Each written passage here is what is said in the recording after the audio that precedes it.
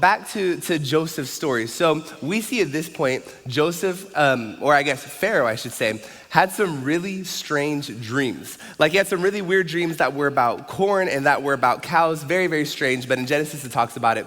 We won't go through those dreams specifically, but what I do want to zoom in on is Joseph's role that he played in interpreting those dreams. And I think as we spend the next just few minutes looking at this will show us a very important lesson when it comes to resilience. Okay, so you guys ready? You guys with me? Yeah, okay, great. So to back up a little bit, so far in Joseph's life, we've seen that his situation, his life has gotten worse and worse and worse. And now he's found himself in an Egyptian prison for something that he didn't even do. So it was a horrible act of injustice and he's in prison. But we see that while he's in prison for years, by the way, Pharaoh, the king of Egypt, he was having some really strange dreams. So what he does is he does something really strange, and Pharaoh, he asks for help. Now this right here would have been strange because in this ancient culture, for Pharaoh himself to ask for help would have been unheard of, because he would have viewed himself as a god and he would have trained everyone else in the whole entire nation to view him as such as well. But he didn't know what to do with these dreams, so he went and he asked for help. And then none of the wisest people in all of Egypt were able to figure out what these dreams were about. So then it's at that point that someone remembers this Hebrew who was in an Egyptian prison, who's actually really gifted when it comes to interpreting dreams. So Joseph knew that if he's ever gonna make it out of prison, this right here would be his one shot. So we could go ahead and read what happens next in Genesis 39, verse 25. And Joseph said to Pharaoh, Pharaoh's dreams are one and the same. Remember, he had two dreams. God has told to Pharaoh what he's about to do. The 7 good cows are 7 years, and the 7 good ears are 7 years. The dreams are one and the same.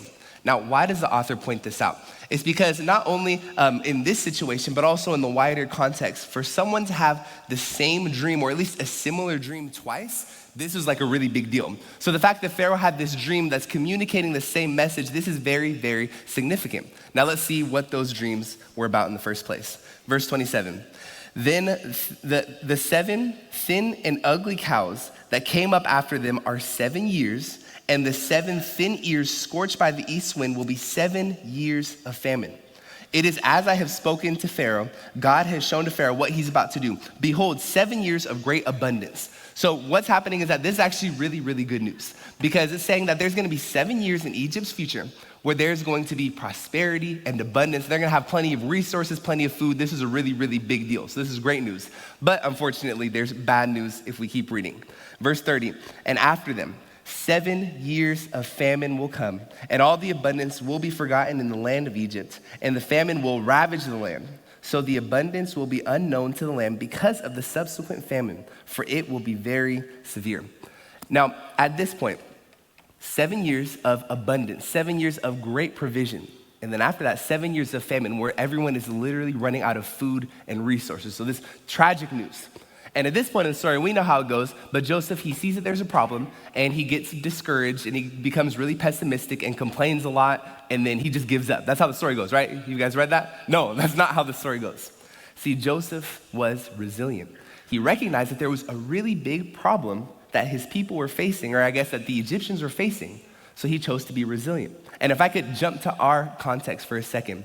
Church, just like as Pastor Chuck was saying, when it comes to this next generation, man, as someone who is working with students almost every single day, it is so clear that the challenges that these students are facing, where it comes to deconstructing, where it comes to the mental health crisis, so many struggles that they're going through. But I believe that if we were to gather together as the church, as people who know Jesus, as people whose lives have been changed by Jesus, if we were to step up and not just look at the problem and recognize it and then complain about the problem, like, oh, it's because they're on their phones too much, or, oh, they have too many problems, there's nothing I could do. But what if we were to ask ourselves, how can we show the tangible love of God to these students? How can we step up and help them in whatever capacity we can? Because church, I want you to know this, that God has given you unique and specific gifts. If you know Jesus, and that means the Holy Spirit has given you gifts, and the purpose of those gifts are to help serve the church. And in serving these students, we get to serve Jesus himself. So what would it look like if we were to be resilient like Pharaoh and resilient like Joseph, and step in and be a part of the solution? So really quick, before we're done, I wanna point out two things. This story right here, and really in Joseph's broader story, it shows us two very important lessons. The first one is this, that God was with Joseph. God was with Joseph. Throughout this whole entire story, we see that God's presence followed him wherever he went. And in chapter 39, verse 2, it says this. It says, and the Lord was with Joseph. And then jump down to 21. It says the same thing. It says that in verse 21, it says, but the Lord was with Joseph and extended kindness to him. So all throughout this story, we see one thing is true, that God was with Joseph. And then if we could fast forward a little bit to chapter 50, this is the last chapter in the book of Genesis. And there's a spoiler alert, but there's this moment where Joseph catches up with the people who put him in this horrible position.